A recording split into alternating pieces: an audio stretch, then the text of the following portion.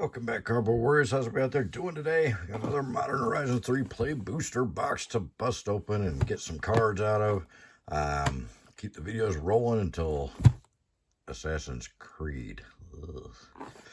Doesn't look like it's going to do so well. I probably ordered way too much of it. Too late now because they make us do the pre-orders way before they start spoiling the set so we can back out when we realize it's garbage. I didn't even know they were going to be like the Beyond boosters or whatever when I ordered it. So, anyways, we're going to keep opening Modern Horizons 3, which actually does have some really good stuff in it. The play boxes, though, $250 for a draft box with a fancy name and a bigger price tag. Yeah, $250 is the average price. I think, well, they're like $260 on TCG. We saw them for $250 at the store. Hey, look, advertising. Got to advertise on product people already bought. We're going to bust open. We're going to see what happens. The set has some really good cards in it. The price is not justified. The quality is terrible. But the set has some really good cards in it. So, it's not a modern set. It says Modern Horizons 3, but it's a Commander set. But hey, there's some modern cards in here, and they made some stuff legal in modern that hasn't been legal in modern before. So hey, yeah, they did some things. Did it follow through very well? Not really, but they did some things. All right, here we go. We're gonna break in here.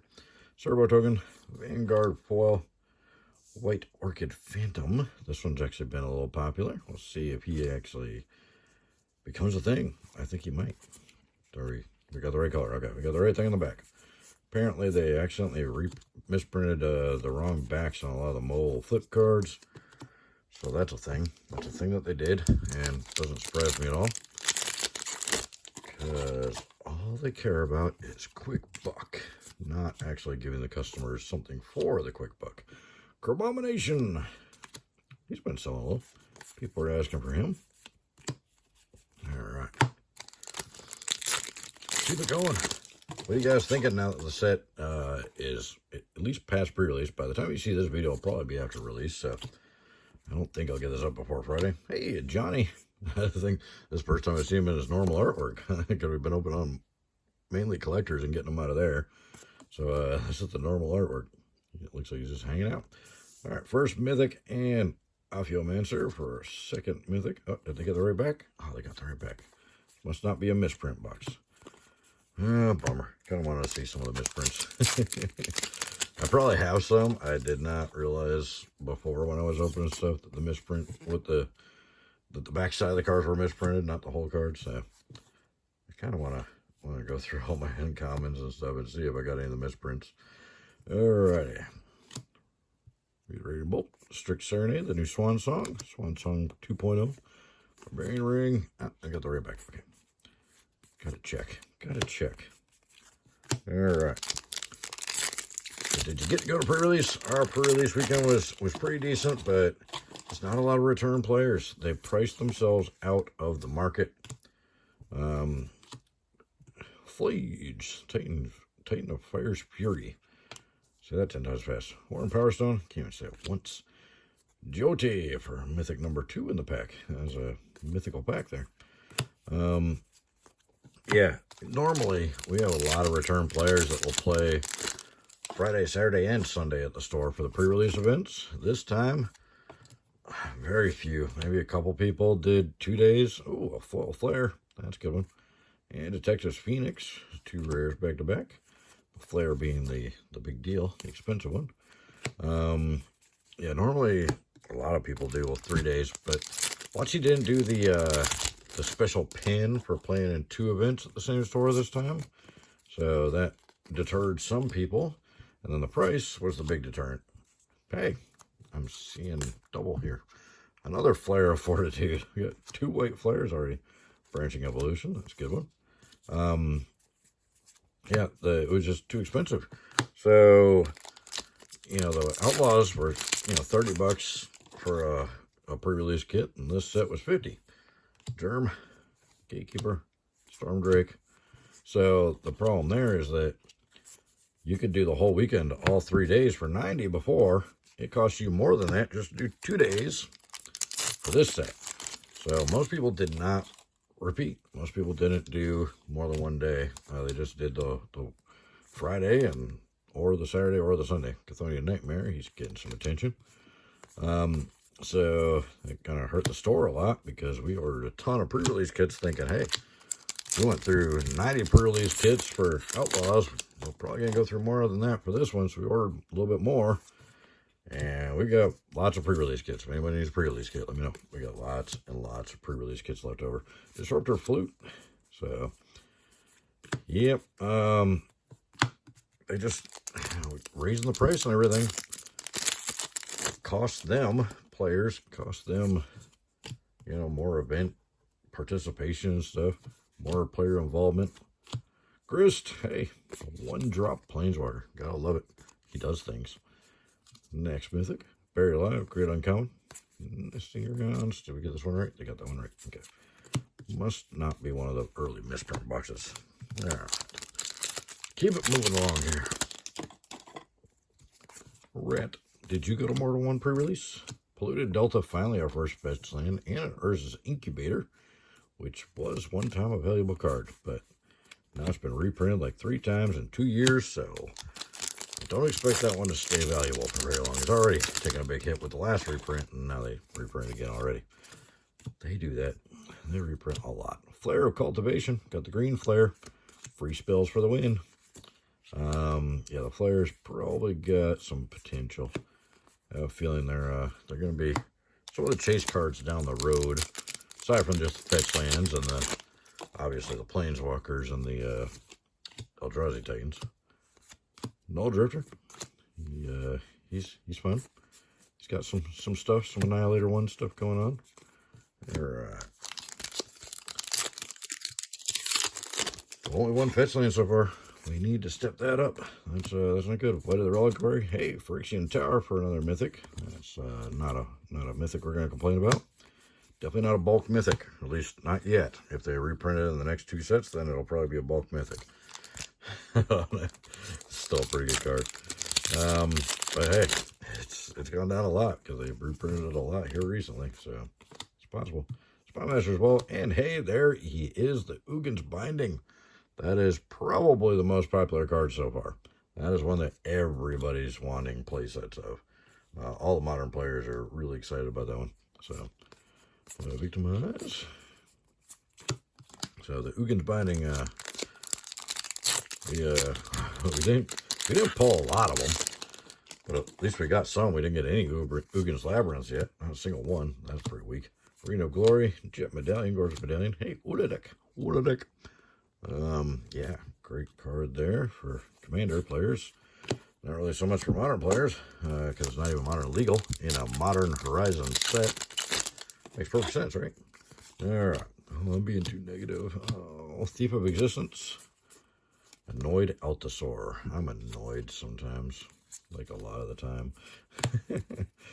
Own a business, they said. It'll be fun, they said. I love not having to work for somebody else anymore, but my business is tough, gotta tell you. Especially when you're dealing with companies like WotC. Ripples of Undeath. What's an Undeath? You can't really undeath something. That would be Black Magic. Alright. Primal Prayers. I got some of those, I thought it was a Bajuga Bog. I was like, what? I think I did that before, too.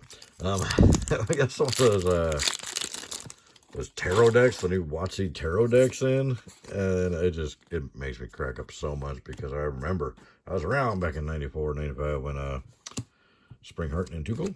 Oh, Cephalic Coliseum, good uncommon.